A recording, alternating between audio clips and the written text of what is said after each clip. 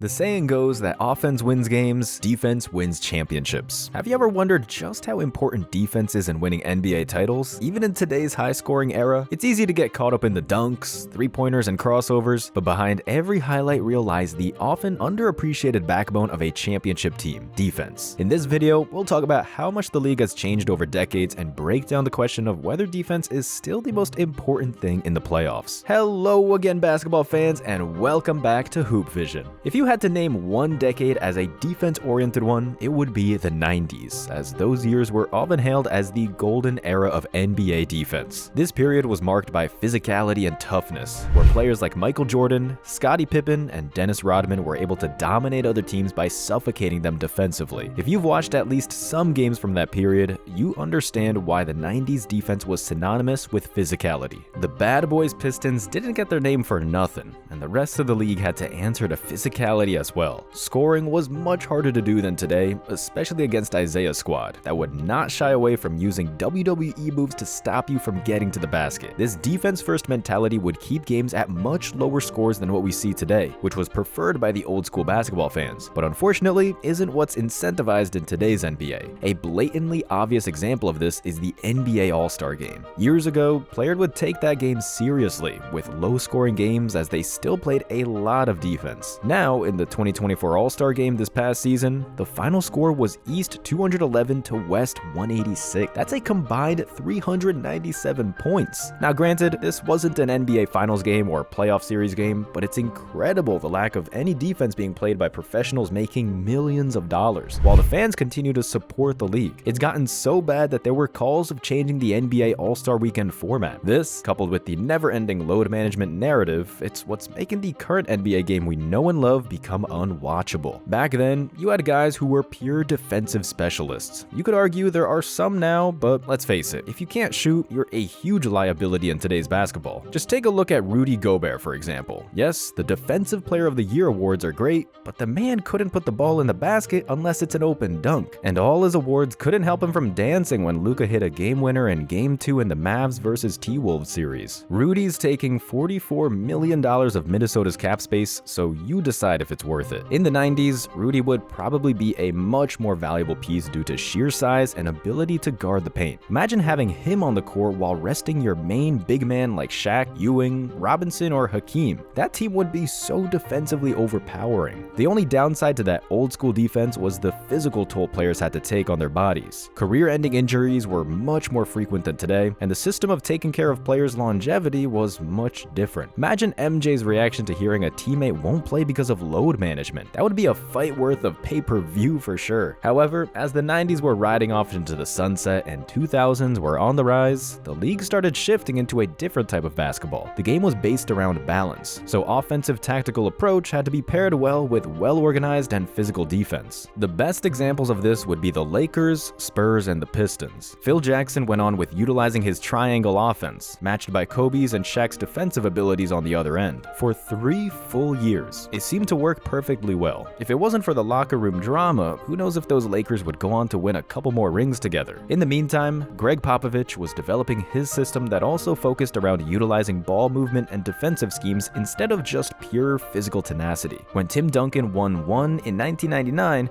people knew he'd be a great player, but the system developed by Coach Pop turned him, Parker, and Ginobili into legends. The 2000s also switched the defensive approach around dominant big men whose role was to be defensive anchors while forwards would pick up the slack if needed. Duncan and Ben Wallace were the biggest reasons for why their teams were so good defensively, and if you've ever played basketball, you know how much of a relief having a teammate like that gives you on both ends of the floor. As years went by, the versatility players had to possess in order to reach the elite level increased as well. Kevin Garnett's ability to hit a deep 2 while also block centers was what made Minnesota relevant at that time and made him one of the best power forwards to ever play the game. Shawn Marion, despite his awful shooting form, was a very valuable piece for both Phoenix and Dallas because he was good at multiple things, defense included. The hand-checking rule played a huge part in reducing physical defense and promoted scoring to make the game more offense-oriented. The pace increased as a result, changing teams' priorities when picking their players, which paved the way for changes that would lead to today's era. Since 2010, we've seen the rise of advanced analytics and three-point shooting, which also affected how defense would be structured. One of the reasons for this was everyone wanted wanted to figure out the way of stopping LeBron, who was tearing the league apart even with a mediocre roster. Teams wanted to see the spots from which he shot the worst, hoping to steer him into more misses and bad decisions. Basketball started becoming more analytical, making it look like chess instead of a contact sport. Game plans and the rise of defensive metrics helped identify and develop key defensive players, which is why we don't see so much accidental matchups on the court nowadays. Everything's planned,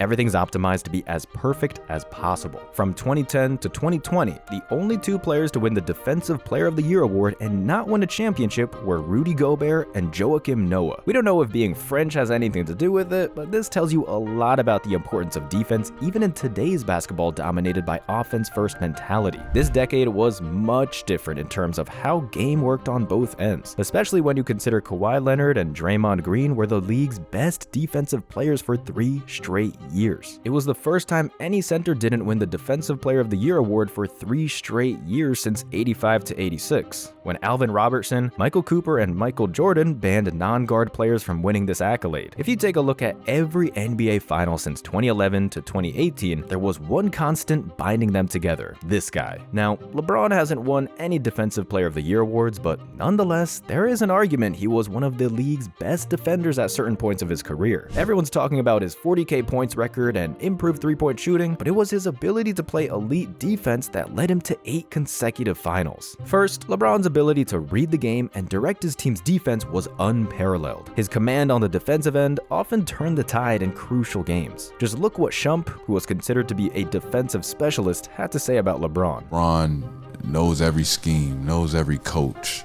knows every player. He's put together an amazing body of work. LeBron's versatility allowed him to guard multiple positions effectively, while his athleticism enabled him to protect the rim, contest shots on the perimeter, and lead fast breaks, showcasing the importance of having multifaceted defenders. You may say one man doesn't represent a defensive era, but this was a man who went to 9 finals in 10 years, so you just have to take a look and see if there's anything to draw from it. The reason why the 2020 Lakers won the chip was that they were an unbelievable defensive team. Imagine having AD, Dwight Howard, and JaVale McGee on your roster, paired up with LeBron James, Alex Caruso, Rajon Rondo, KCP, and others. They'd hit you with tons of threes and then make stops on the other end, creating momentum for themselves that would be hard to come back from unless you had a much bigger offensive edge, which no one did at the time. Breaking up that roster was one of the biggest crimes of LA's front office, which resulted in them never getting back to the same record since then and becoming a 500% team. Even in the last 5 years, no team was able to win the chip by being strong on only one end. The Bucks, the Warriors, the Nuggets, and either Dallas or Boston this year will also do it, thanks to being able to lock down the paint and neutralize or slow down other teams' superstars. Milwaukee did it against Booker and Chris Paul, Golden State did it against Tatum, Denver let Jimmy be Jimmy and dismantled the rest of the Heat. So this year, either the Mavs or Celtics will win, not because they can shoot lights out, but because they can make a stop when necessary. When you think about it, both Luka and Kyrie were also great offensive players last year, but they didn't have Gafford, PJ Washington, or Lively, all of which helped the Mavs exactly where they were flawed: defense. Now that's not the case anymore. It'll be interesting to see them against another team with an exceptional defensive lineup. If anything, this year's finals will show the truth about one of the most fundamental basketball principles. Defense was, is, and always will be a crucial part of any team's long-term success. That's it for today, dear friends. We hope you've enjoyed this video. Let us know in the comments below, what do you think about the importance of defense in today's NBA, and what era do you think was the best one in this aspect? Thank you for watching and growing this channel. Make sure you don't miss out on more NBA stories by hitting that subscribe button, and I'll see you in the next one.